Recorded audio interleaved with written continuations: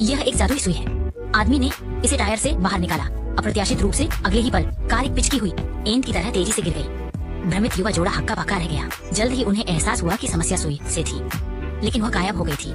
जब वे पीछे मुड़े तो देखा कि सुई दीवार में फांसी थी। दशान ने बिना सोचे समझे इसे बाहर निकाल लिया, जिससे एक अपूरणीय स्थिति उत्पन्न हो गई। घर जल्द ही ढह गया। यह अंत था, पकड़े न जाने। एक के लिए दोनों ने जिम्मेदारी से बचना शुरू कर दिया। जब वे पीछे हट रहे थे तो उन्होंने गलती से गोली उसको चाकू मार दिया।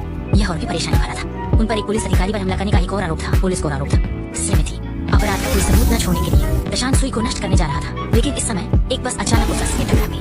महत्वपूर्ण क्षण में दशान ने अपनी बुद्धि को इकट्ठा किया और जल्दी से अपनी छाती के सामने सुई को रोक दिया। इससे वह सफलतापूर्वक भागने में सफल रहा। लेकिन बस में सवार यात्रियों के लिए अफसोस की बात थी। इस पर यात्रियों ने स्थिति को और बिगड़ने से बचाने के लिए उन्होंने सुई को बाहरी अंतरिक्ष में भेजने के लिए एक गोप आरे का उपयोग करने का फैसला किया।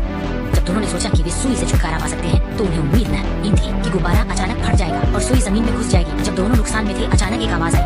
कैफे द्वारा फेंके जाने से बचने के लिए दशान ने जल्दी से सुई को बाहर निकाला और भागने के लिए मुड़ गई।